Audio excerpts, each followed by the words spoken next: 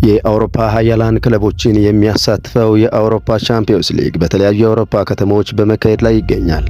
ኢሮፒያን ካፕ በሚል ስያሜ የመጀመሪያ ጨዋታውን መስከረም ወር 1955 ላይ በስፖርቲንግ ሊዝበንና በፓርቲዛን ቤልግሬድ መካከል አህዱ ብሎ ማከናወን የጀመረው ታላቅ መድረክ በበርካታ ሁነቶች ታጅቦ ከ80 ዓመታት በላይ በተወዳጅነት ቀጥሎ ዛሬ ላይ ደርሷል። የተወደዳችሁ አድማጮቻችን ይህ ታላቅ የእግር ኳስ መድረክ የበርካታ ተመልካቾችን ቀልብ እንደገዛ በተወዳጅነቱ ከግዙፉ የዓለም ዋንጫ ጋር የሚስተካከለው የአውሮፓ ቻምፒዮንስ ሊግ የ2025-26 የውድድር ዘመኑን ከቀናት በፊት በይፋ ጀምሯል። የመድረኩ የሁለተኛ ዙር ጨዋታዎችን ከትናንት ጀምሮ በማካሄድ ላይ የሚገኘው ውድድሩ ዛሬም ሲቀጥል ከምሽቱ 1:45 ጀምሮ ጨዋታዎችን ማካሄድ ይቀጥላል። ላይፍ ኦፍ ፉትቦል ለዛሬ ለእናንተ ውድ አድማጮቻችን ምሽት 4 ሰዓት ላይ በስታዲዮ ኦሎምፒክ ሉዊስ ካምፓኒ ስቴዲየም ባርሴሎና ከፒኤስጂ የሚያደርጉትን ታላቅ ፍልሚያ በተመለከተ ዳሰሳ የሚያቀርብላችሁ ይሆናል። እንድትከታተሉን በአክብሮት ጋበዝናችሁ።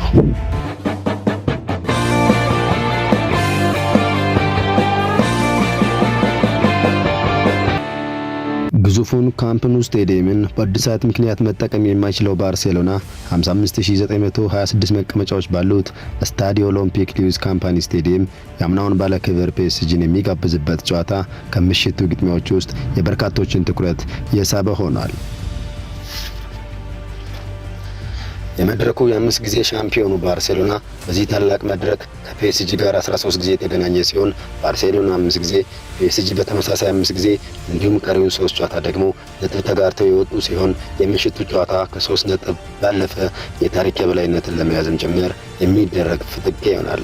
ሁለቱ ክለቦች በበርካቶች ልብ ውስጥ መቅረት የቻሉ ድንቅ ምሽቶችን ያስመለከቱን ሲሆን ከነዚህም መካከል በ2016-17 የውድድር ዘመን በጥሎ ማለፍ የተገናኙት ሁለቱ ክለቦች በፓርክ ዴ ፍራንስ 4-0 ተሸንፎ በጊዜ ከውድድሩ ተሰናበተ የተባለው ባርሴሎና በካምፕ ኑ ህልም በሚመስል ሁኔታ 6-1 በማሸነፍ በድምር ውጤት 6-5 አሸንፎ ሩብ ፍጻሜውን የተቀላቀለበት ጨዋታ የሚጠቀስ ነበር። ይህ ውጤትም የባርሴሎና የምንጊዜም ካምባክ በሚል በታሪክ ሰፍሮ ይገኛል።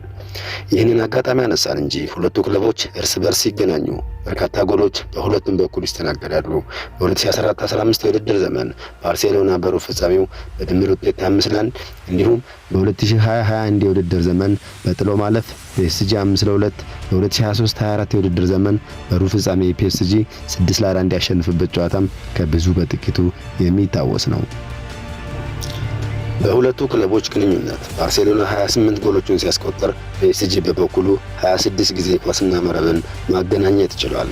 ሊዮኔል ሜሲና ኔይማር ጁኒየር 4 ግቦችን እንዲሁም በፒኤስጂ በኩል ደግሞ ክሊያን ምባፔ በተመሳሳይ 4 ግቦችን በማስቆጠር ከፍተኛውን ቁጥር ይዘው ይገኛሉ።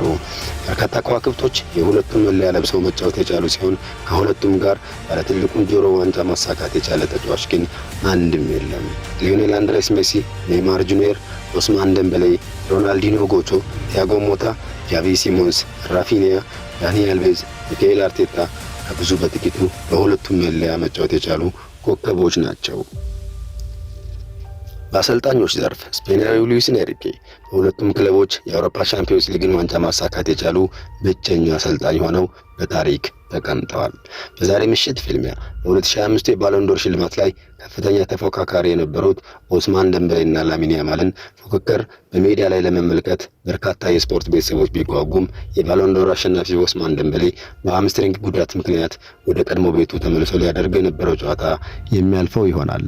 በባለሜዳው ባርሴሎና በኩል ጆሃን ጋርሻን፣ ጋቪ፣ ራፊኒያ፣ ፌርሚን ሎፔዝ፣ አሌሃንድሮ ባልዴና ቴር ስቴገን በጨዋታው የማይሰለፉ ተጫዋቾች ሲሆኑ በፒኤስጂ በኩል ደግሞ ደምበሌን ጨምሮ ማርኮኒዮስ፣ ዴዝሪ ዶይ እና ክላቨርስኪያ የዛሬው ትንቅንቅ የሚያልፋቸው ተጫዋቾች ናቸው።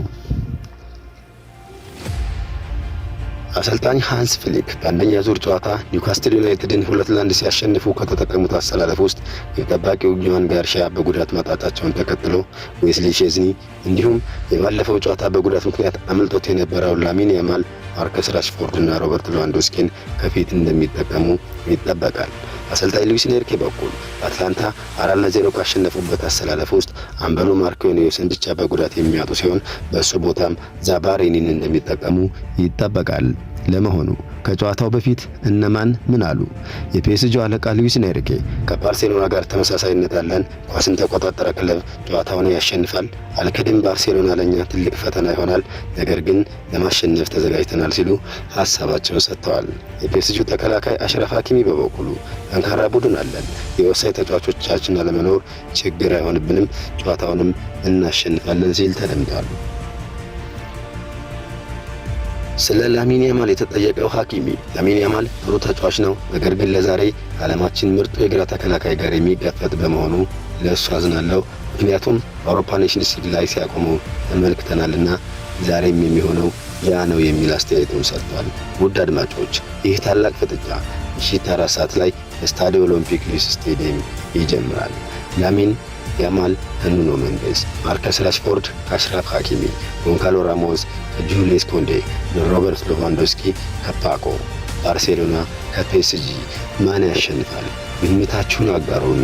ይህ ላይፍ ኦፍ ፉትቦል ነው። ለዛሬ አበቃን። በያላችሁበት መልካም ጊዜ ተመኘን።